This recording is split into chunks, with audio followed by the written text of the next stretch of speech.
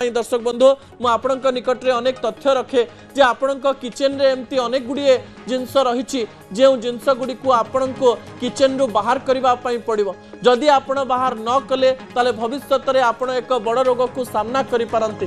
घरे घरे जो रोग लोकन को डराइछि से फोटो उपरे आपणकर दृष्टि आकर्षण करेबी जो फोटो को सीधा सड़क भाव में अनेक डाक्तर प्राय 2 रु 3 दिन धरी शेयर करुचंती। ता परवर्ती तथ्य टीवी स्क्रीन को आनिबा पई अनुरोध करिवि। एई फोटोटी को स्पष्ट भाव में देखंतु दर्शक बंधु आपणक किचन रे प्लास्टिक कंटेनर्स रही कि जो प्लास्टिक कंटेनर रे सीधा सड़क भाव में रेस्टोरेंट रु खाइबा आसे जदि आपण ताकू आउ थरे व्यवहार करुचंती ताहले एबे ठारू व्यवहार करिबा बंद कर दियंतु। सेही प्लास्टिक कंटेनर रे न खाइबा भलो किबा जे थरे खाइचंती से प्लास्टिक कंटेनर को धोई करी आ व्यवहार करंतु नाही बोले डाक्टर माने कहिचंती ता गोटे थरे यूज करी फोपाडी दियंतु।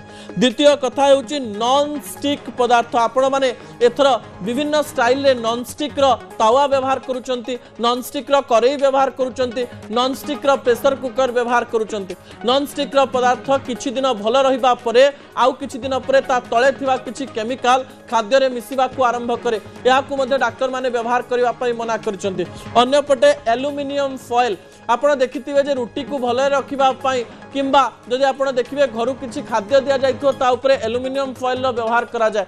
डाक्टर माने स्ट्रिक्टली कहिचंती रुटी किंबा अन्य पदार्थ रे कपड़ा रखंतु किंबा आपण कोनोसी कना रखंतु किंतु एल्युमिनियम फॉइल व्यवहार करंतु नाही। ता परर फोटो हेउची रिफाइंड ऑयल मु पूर्वरु मध्य कहितली सोरिष तेल एवं घियो व्यवहार करंतु जा डाक्टर माने कहउचंती जे कोनोसी रिफाइंड ऑयल जेते दामी हो मधे ताकू व्यवहार करंतु नाही।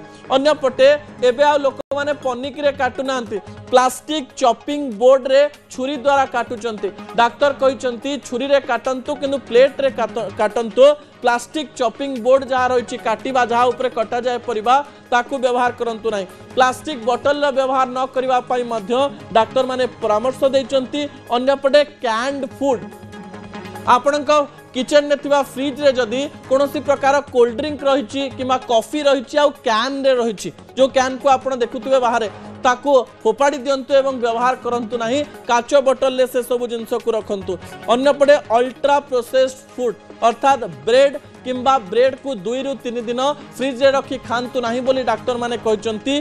शेष कथा हेउची सिंथेटिक कैंडल्स आपण अनेक कैंडल्स को व्यवहार करूचंती एवं घरे विभिन्न घर को सजेबा पाई एवं से कैंडल रे जो धड़ा कैंडल नुहे से रंग मिसिची ताहा मध्य आम शरीर रे प्रभाव पकाए जेते बेले आमे जलो ए समस्त कथा को डाक्टर माने विभिन्न गवेषणा करिबा परे लिखिचंती एवं फोटोटी को छाड़ीचंती। मु आशा करिबी ए फोटो आपण को भविष्यत रे आपण किचन रु कोन कोन हटेबे सेथिरे निहाती भाबरे कार्यकारी हबो। असल कथा को इठी रखुची आसंता काली राति 8 रे आपण सहित पुणी देखा हेबो। रहुची नमस्कार।